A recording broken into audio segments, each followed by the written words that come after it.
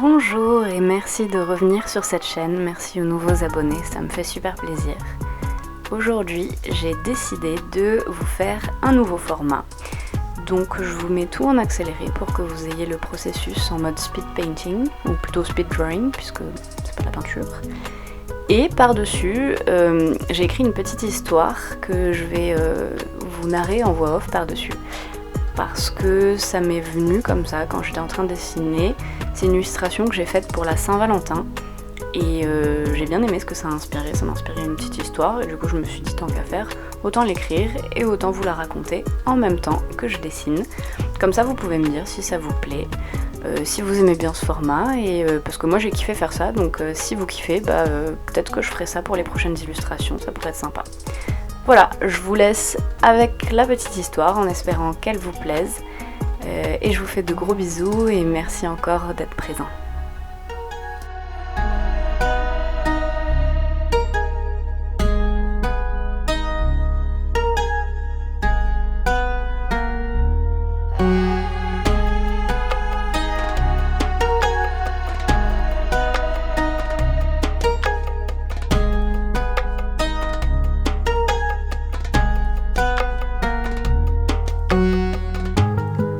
Cupidon en était persuadé.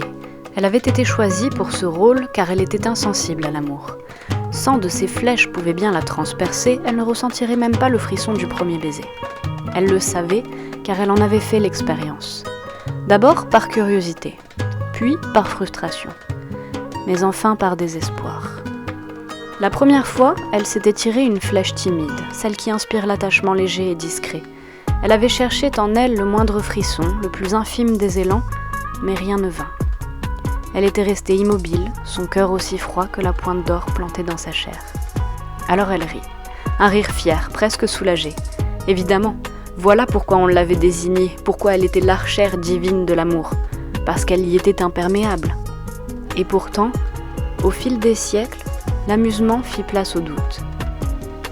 Elle en voyait tant d'autres succomber à ses flèches, tant d'âmes s'enflammer, de regards s'échanger, de cœurs s'élever ou s'effondrer sous l'emprise de ses enchantements.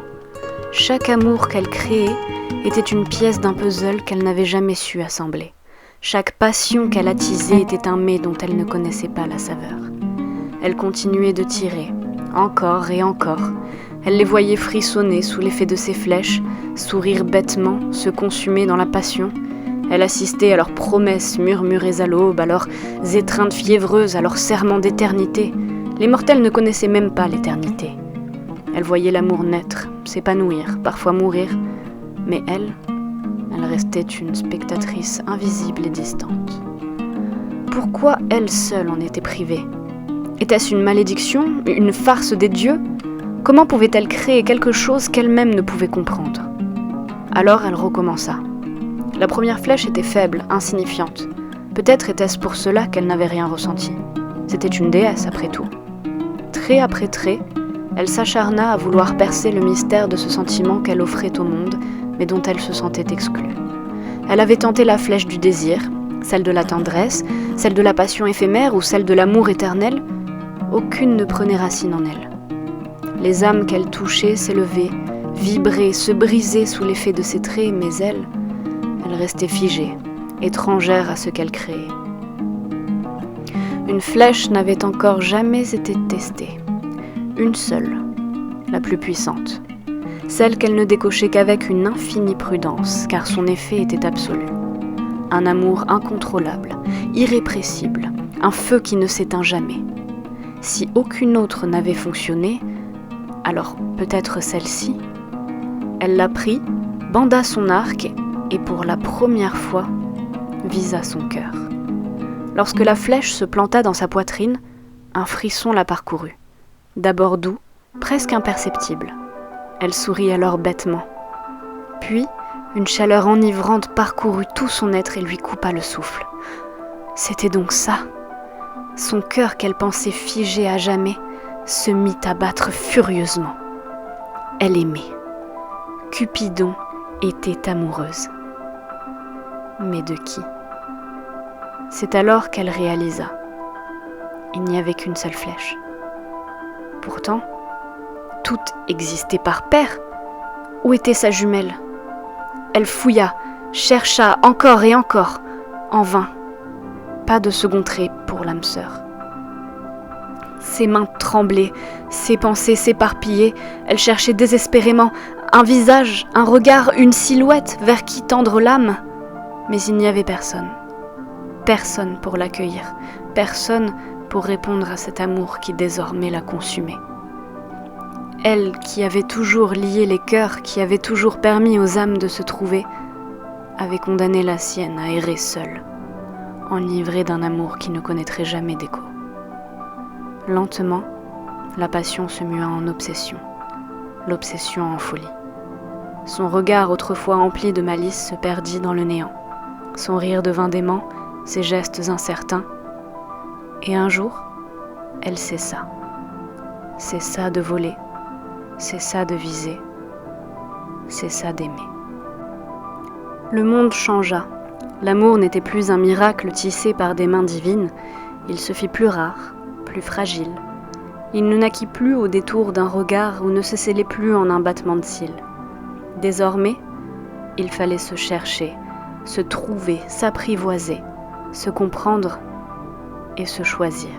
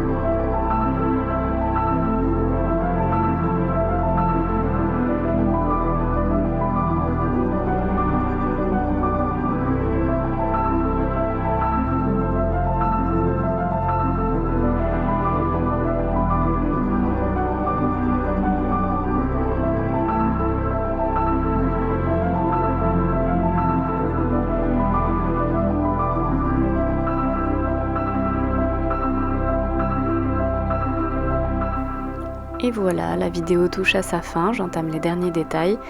Donc j'espère que cet élan de nouveau format vous aura plu, que que vous avez apprécié l'histoire ainsi que le dessin. N'hésitez pas à me le dire en commentaire, comme ça je saurai et je saurai quoi vous proposer pour la prochaine fois.